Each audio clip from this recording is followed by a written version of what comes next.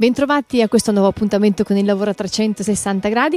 Oggi partiamo parlando di un importante evento che si è realizzato qualche giorno fa, la firma da parte di 24 comuni del Lago di Garda del contratto di lago, che ha l'obiettivo di dare una governance efficace ed efficiente proprio per il bacino più grande d'Italia. Ne parliamo con il presidente di Azienda Gardesana Servizi, Angelo Cresco.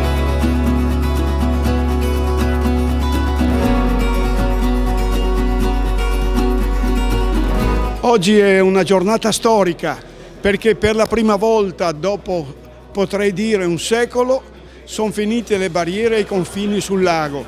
Tutti hanno capito che il lago non può essere diviso dai confini, che i pesci non hanno la targa e che soprattutto il problema del lago riguarda tutti. Noi abbiamo unificato questo elemento, difatti faremo un progetto per il paesaggio che riguarda tutte le sponde, tutti i comuni.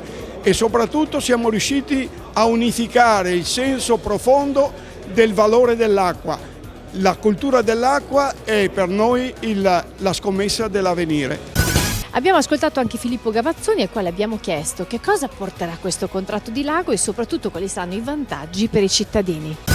Sottoscrivo una giornata epocale e storica perché è la prima vera governance unitaria del Lago di Garda.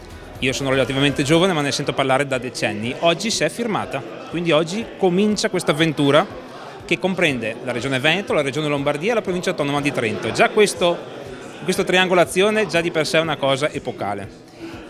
Come è nato il contratto di lago? È nato dalla consapevolezza che se vogliamo immaginare il Lago di Garda da qua a 30 anni, quindi con un'ottica lungimirante, non possiamo fare altro che pensarlo tutti insieme, sottoscrivendo un impegno. Richiama un po' quello che è un contratto di governo. È un contratto per una governance, quindi per decidere quali sono gli obiettivi da raggiungere, come collocarli temporalmente in ordine di realizzazione, per assicurare oggi e in un futuro che il Lago di Garda stia meglio di come è oggi. Già alcuni risultati cominciano ad apprezzarsi rispetto alla qualità delle acque, rispetto ai determinati inquinanti che sono molto meno presenti di 30 anni fa. Ma questo non basta, serve una governance. Oggi c'è e oggi si comincia questa avventura. Che cosa rappresenta questa firma per le 3 regioni coinvolte nel contratto di lago? L'abbiamo chiesto all'assessore regionale Elisa De Berti.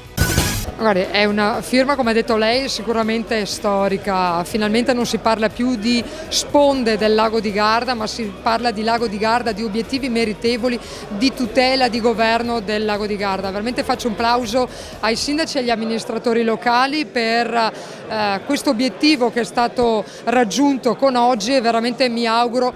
Di solito si dice che le buone idee camminano sulle gambe degli uomini. Qui abbiamo degli amministratori veramente che hanno tutte le carte in regola per dare vita a questo contratto di lago e sappiamo benissimo tutti quanti che da soli si fa prima ma insieme si fa molta più strada, quindi la Regione sicuramente sarà vicina agli amministratori nell'attuazione di questi obiettivi. È la presidente della comunità del Garda, Maria Stella Gelmini, l'abbiamo incontrata sempre in occasione della firma del contratto di lago per capire quanto è importante avere tutte e 3 le regioni al tavolo per questa firma storica.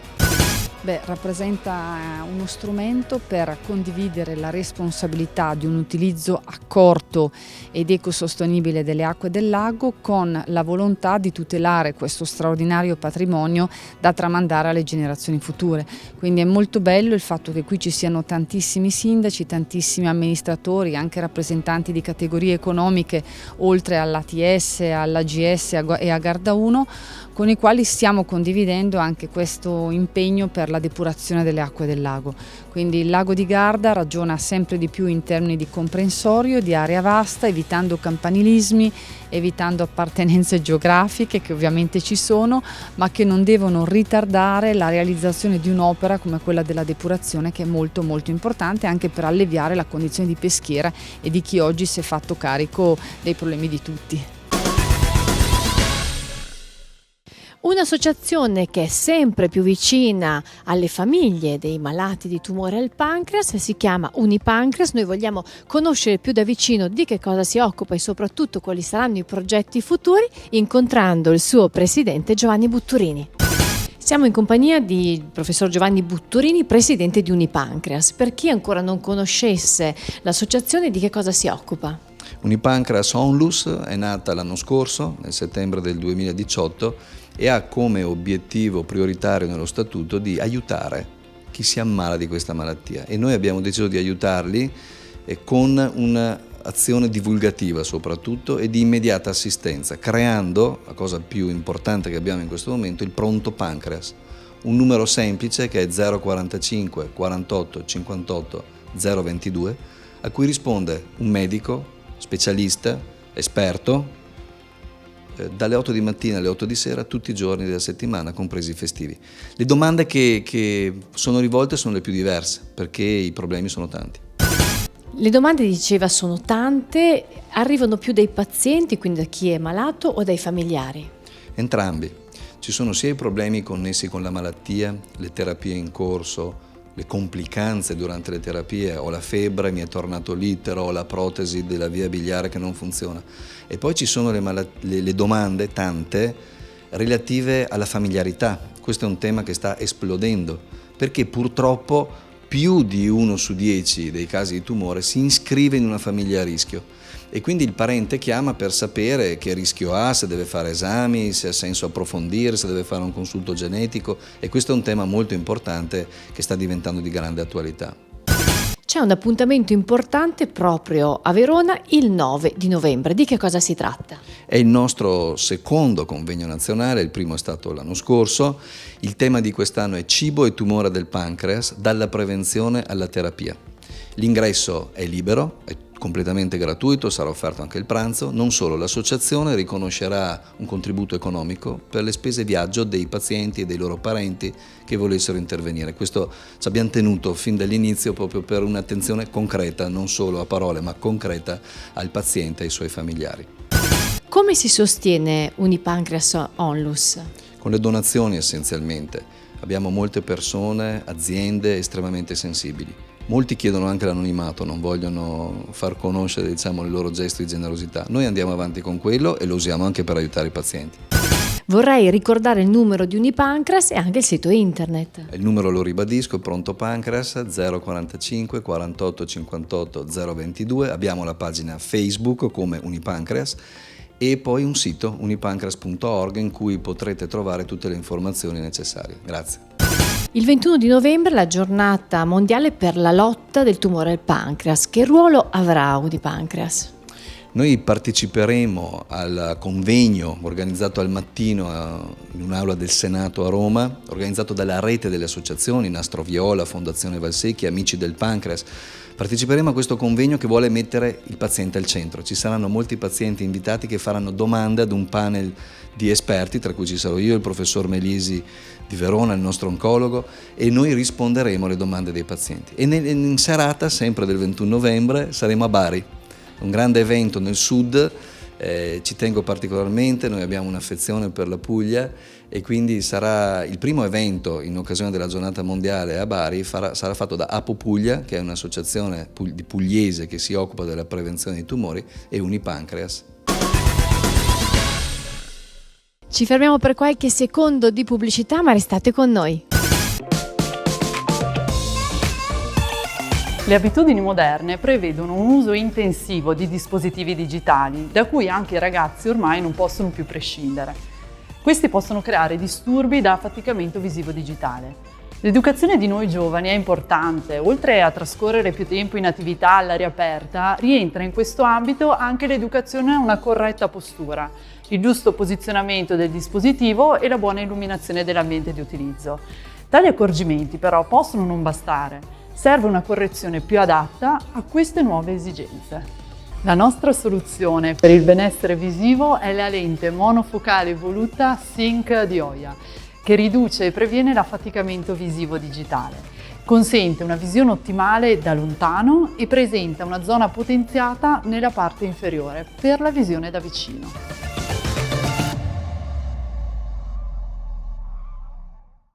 Progetto Rialbero, parliamo di sicurezza, parliamo di ecologia, parliamo di sostenibilità. Quanto dura questo progetto e ricordiamo che cosa dobbiamo fare? Il progetto durerà 3 settimane, quindi dal 9 di novembre, quando noi apriremo il nostro Natale, per 3 settimane. Si viene qui da Floridea, in via Gardesani a Verona, si porta, magari cerchiamo di imballarlo un attimo, l'albero vecchio che abbiamo, e noi insieme ai nostri esperti, ai nostri collaboratori, sceglieremo l'albero adatto per i nostri clienti, sul quale, come dicevamo, ci sarà uno sconto anche per invogliare un po' il nostro cliente a cambiare l'albero vecchio.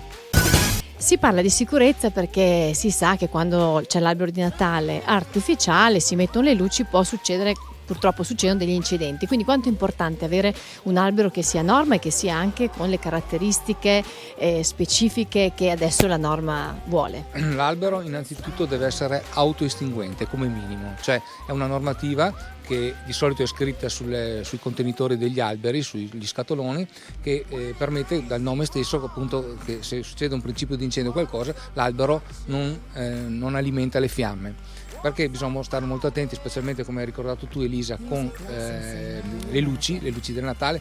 Va bene che ultimamente ormai usiamo quasi tutte le lampade a LED che sono a bassa incandescenza, no? E non fanno calore, ma chi ha ancora le lampade di una volta, le lampadine, sapete che sono molto pericolose perché generavano calore, con questo calore si hanno dei problemi, insomma. Progetto Rialbero ha due obiettivi fondamentali, diciamo il tema della sicurezza, quindi avere alberi che siano sicuri, ma anche c'è un tema di rispetto all'ambiente, perché portarli qui da Floridea significa smaltirli nel modo giusto, visto che è fatto in collaborazione con AMIA questo progetto, ma poi un altro ancora che è quello di pensare anche di convertire il proprio albero sintetico con un albero naturale. Allora raccontaci un po' che vantaggi possiamo avere per chi aderisce a questo progetto. Prevista una scontistica per chi vuole acquistare un nuovo albero artificiale, ma anche un albero naturale, perché no? L'abbiamo sempre avuto in casa da anni e anni gli alberi naturali, adesso ultimamente la tendenza è sempre quella di andare verso un albero sintetico perché dura di più, ma come dicevamo prima cerchiamoci che sia un albero moderno, di concezione moderna. E poi abbiamo notato in questi anni, e da lì la partnership con AMIA, che gli alberi venivano smaltiti in maniera sbagliata, addirittura li trovavamo per strada, sui cassonetti. Allora AMIA ci dà la possibilità appunto di fare questo smaltimento mirato, cioè avremo qui da noi un container apposta dove metteremo gli alberi che i nostri clienti ci porteranno e che AMIA provvederà a smaltire nella maniera corretta. Albero sintetico, albero naturale, un bel dilemma, ma per chi ama l'albero naturale che profuma anche in casa c'è un dubbio. Quanto può durare in casa, ma soprattutto ci può durare tutto l'anno, addirittura poterlo riutilizzare anche l'anno successivo? Compriamo, se vogliamo, un albero naturale, andiamo a comprarlo in posto dove siamo sicuri di avere un albero vivo, nel senso, in ogni caso le radici per poter entrare in un vaso da portare in casa sono ridotte.